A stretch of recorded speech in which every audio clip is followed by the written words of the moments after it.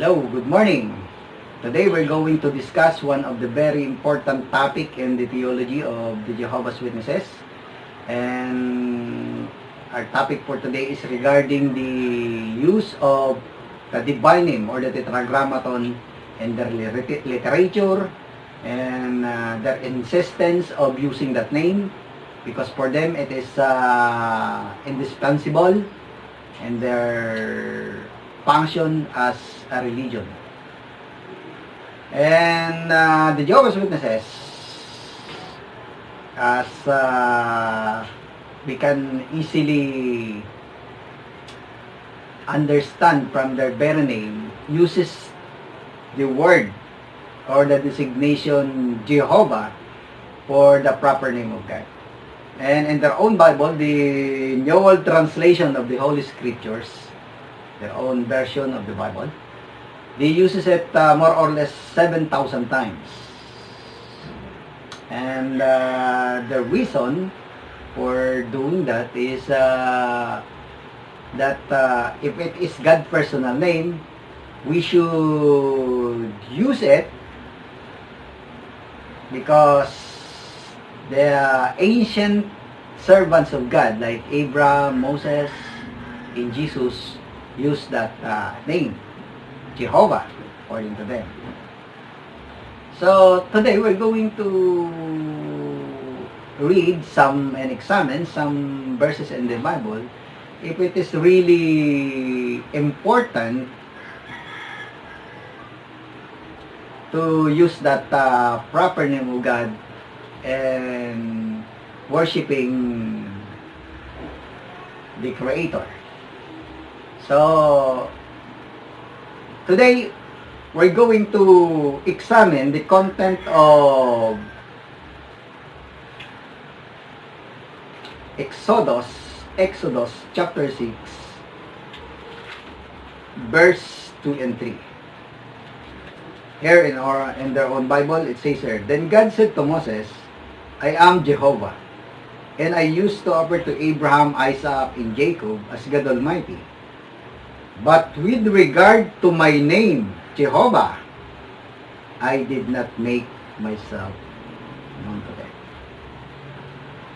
So, it is very clear in verse 3 that Jehovah God did not introduce His name or make that known of Him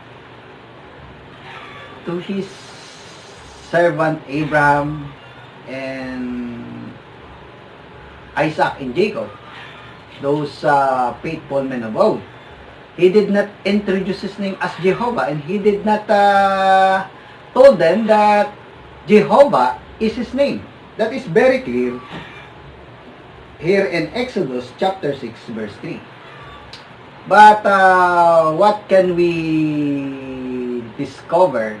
What we are going to discover if we will just read the book of Genesis.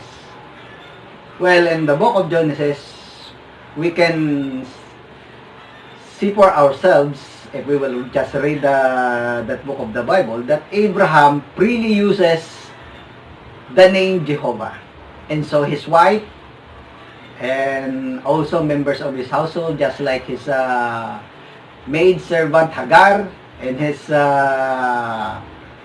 trusted man, his assistant Eliezer, they uses the name Jehovah. And that is according to the rendering of the New World Translation. But it is not the case when we're going to use other translations of the Bible, because they did not use Jehovah or the proper name for God in the book of Genesis. So there is no contradiction between the book of Genesis and Exodus chapter 6 verse 3, wherein God told Moses that he did not introduce His name to His to his ancient servants, like Abraham. But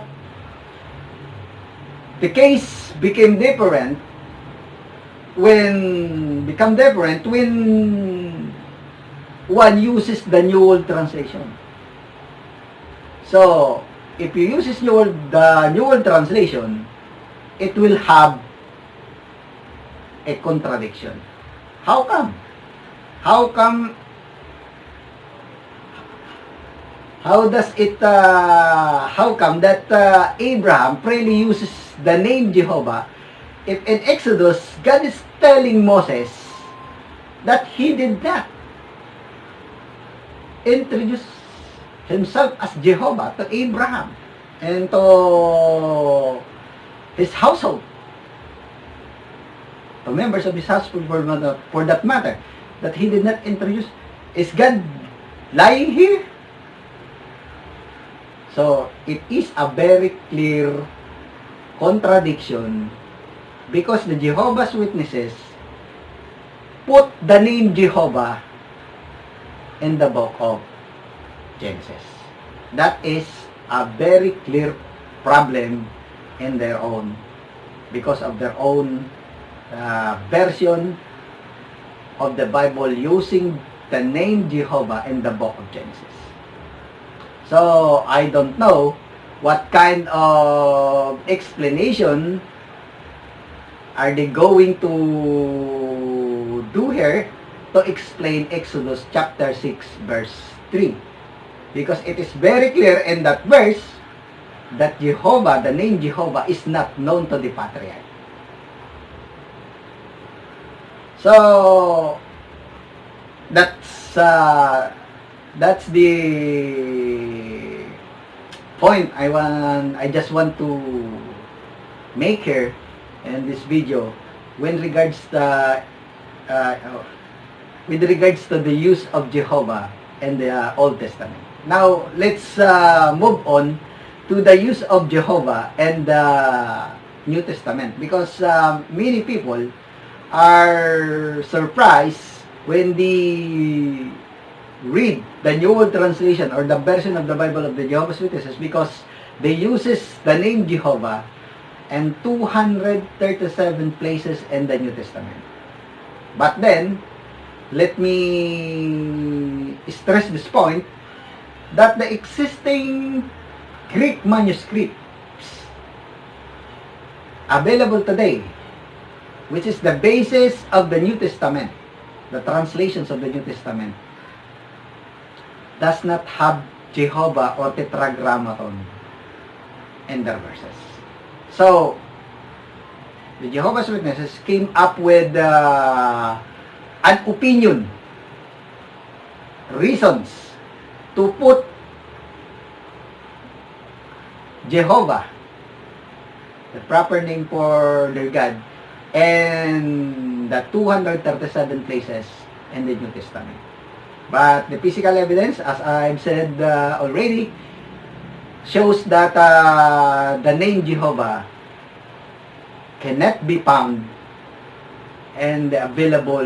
More than 5,000 manuscripts available now in different museums in different parts of the world today. So, what is their argument in doing that? First of all, they are saying that in the original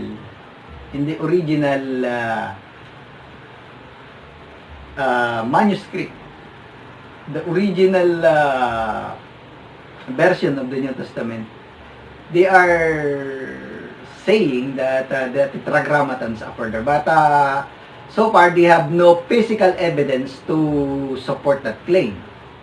All they have is an opinion that it should be there, because one of their argument is the writers of the New Testament directly quoted parts of their writings from the Old Testament. So, if the tetragrammatons appears in the Old Testament, the tetragrammaton should also automatically appear in the quotations of the New Testament writers. But that is only an assumption.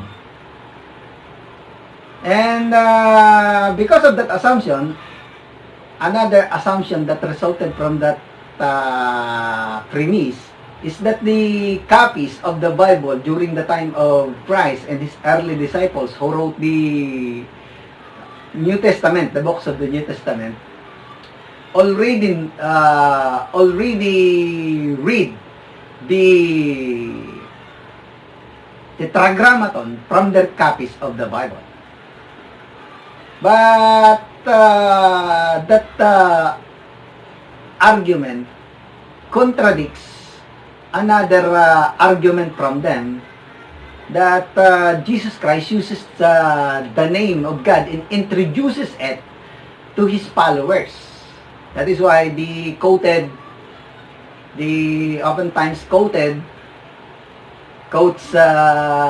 John chapter 17 verse 6 and 26, wherein he said that he made the name of God known to his followers. But then again, it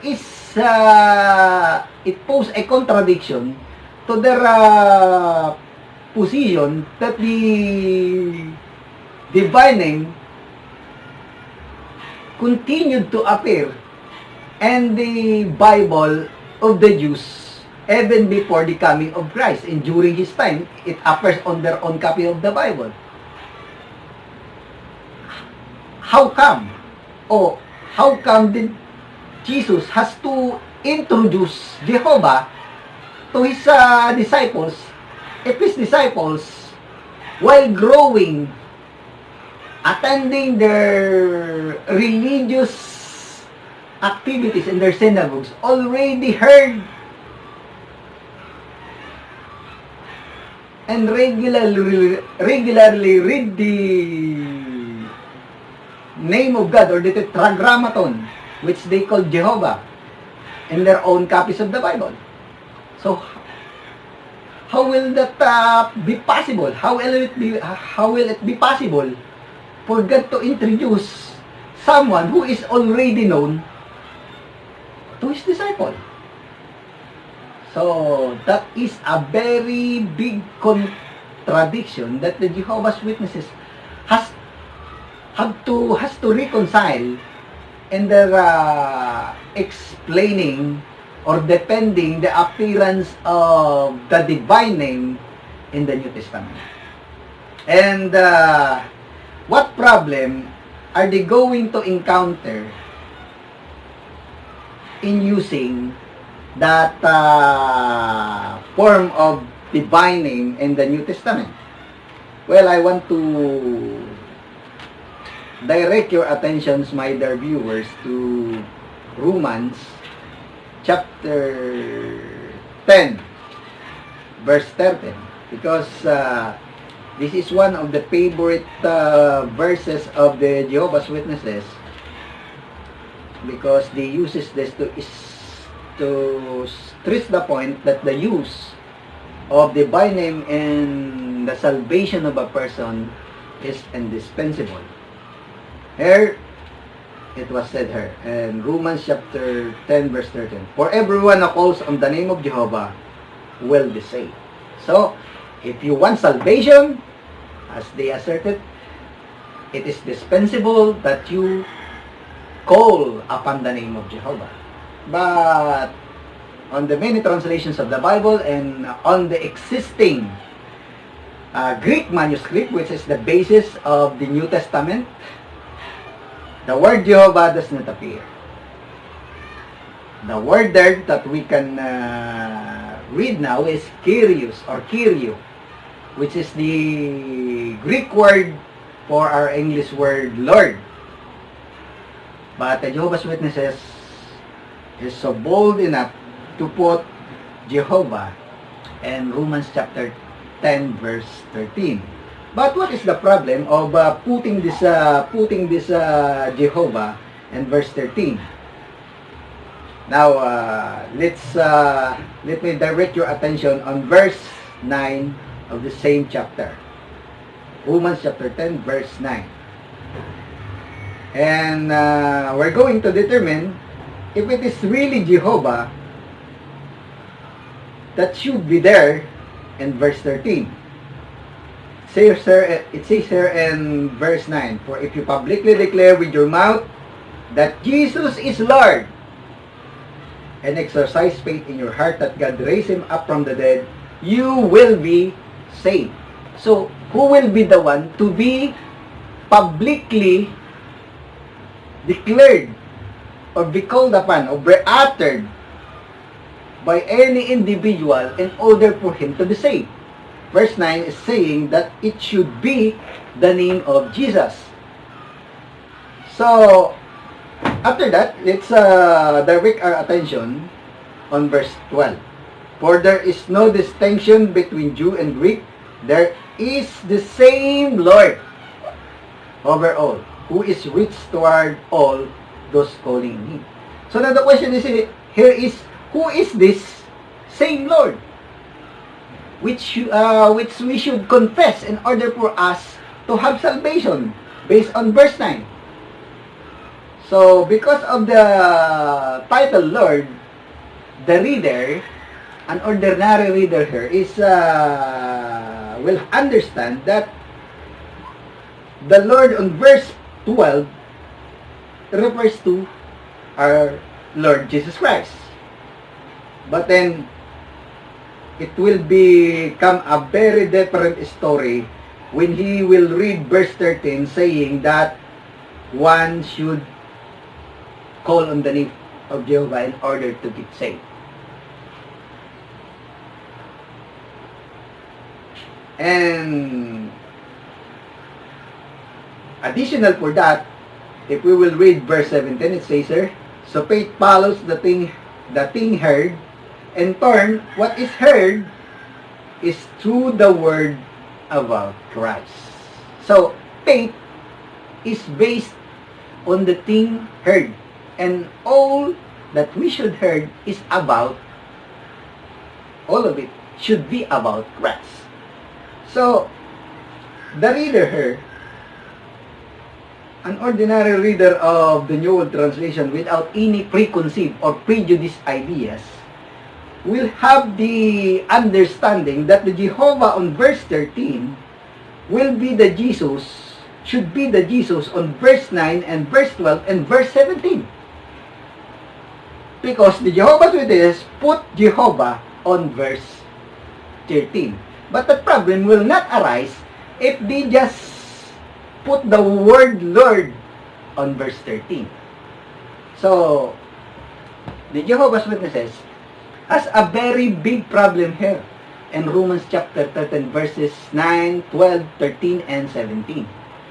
Because it will appear in these verses that Jehovah is Jesus. In Jesus is Jehovah. And those who know the theology of the Jehovah's Witnesses who will shake their head because the Jehovah's Witnesses is very adamant on their position that Jesus is not Jehovah and Jehovah is not Jesus. They do not believe in the doctrine of the Trinity.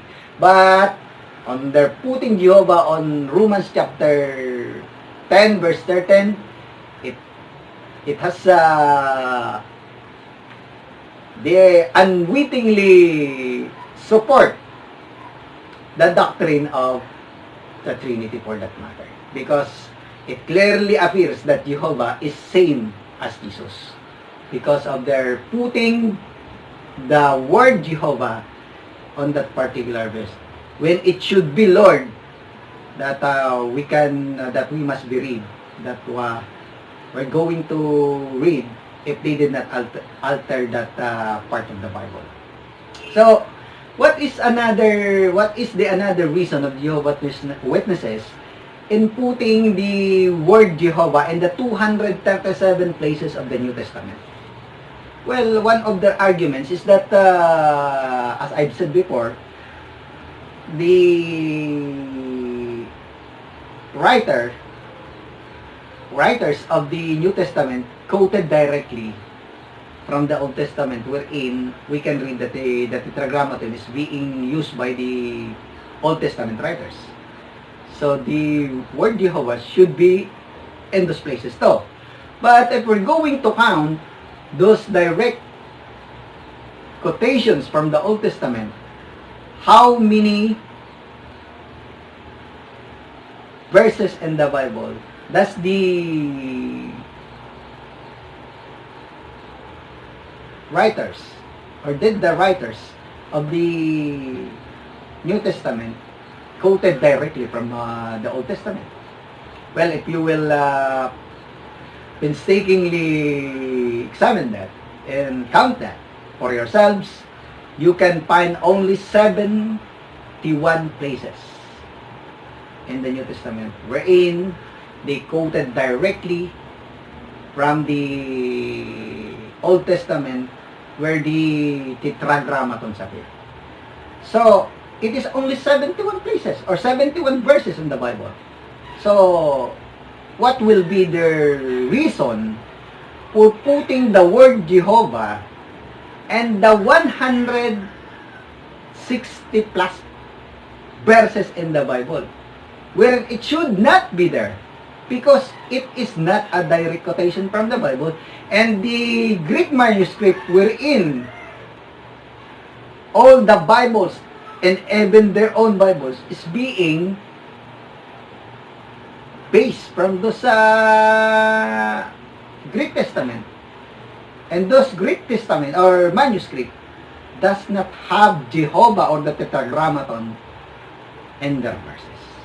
So it is a very big problem for them to explain that. What is the reason for the 60 plus verses in the Bible they put the name Jehovah? They have no reason for that whatsoever. It only shows that they have put it upon themselves to put Jehovah on those verses in order to promote their own theology and to promote their organization as the only religion that uses the name of God, as they say it, so that it appears that they are the only one worshiping God in a right way. So it is a matter of promoting their own agenda for this matter. So when they present to you their arguments, I admonish you, my viewers, to examine the reason, because the reason does not always suffice the issue being considered when it comes to their use, their abuse and using it in so many places, and even in their conversation, the name Jehovah has become so common and ordinary that it lacks the dignity that should be accorded to that very important name, if that is their very purpose. It defeats their own arguments and purpose and the real application of using that proper name.